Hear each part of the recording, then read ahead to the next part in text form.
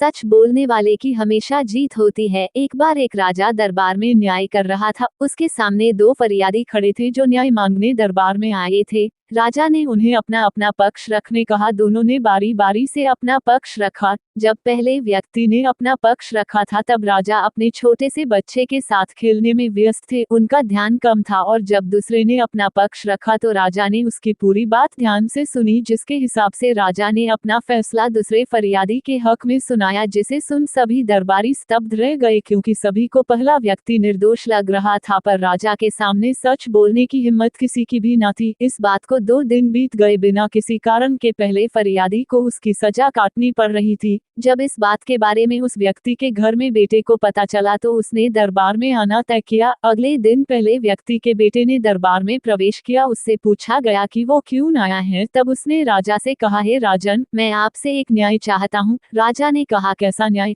तब उसने कहा, एक राज्य है जहाँ मेरे पिता अपनी फरियाद लेकर गए थे और उन्होंने अपना पक्ष रखा, लेकिन राजा उनकी बात सुनते वक्त सो गया। और जब उठा तो राजा ने दूसरे व्यक्ति की बात पूरी सुनी और उसी के हक में फैसला सुना दिया। हे राजन, अब बताए कि क्या यह फैसला सही है और ऐसे समय फरियादी और दरबारी को क्या करना चाहिए? तब राजा ने उत्तर दिया, फैसला बिल्कुल सही नहीं है और ऐसे वक्त में दरबारी और फरियादी दोनों को राजा को सही बात बोलना चाहिए, क्योंकि फरियादी का बिना बात के दंड सहना पाप है और दरबारी भी न्याय का हिस्सा है। राजा कोई भगवान नहीं है, उससे भी गलती हो सकती है। ऐसे में दरबारी को राजा को अपना दृष्टिकोण देने का पूरा हक है, क्योंकि किसी भी न्याय पर पूरे राज्य की प्रतिष्ठा निर्भर करती है। यह सुनकर सभी दरबारी का सिर लज्जा से झुक गया। राजा की बात खत्म होने पर फरियादी के बेटे ने राजा से कहा, हे राजन, वह राजा आप हैं। आपने ही मेरे पिता को सजा दी है। जब वे अपना पक्ष आपके सामने रख रहे थे, आप अपने पुत्र के साथ खेलने में व्यस्त थे और इस कारण आपने पूरी बात नहीं सुनी और आपके सामने बोलने की हिम्मत किसी की न थी, जिसके परिणामस्वरूप पिछले 2 दिन से मेरे पिता सजा भोग रहे हैं।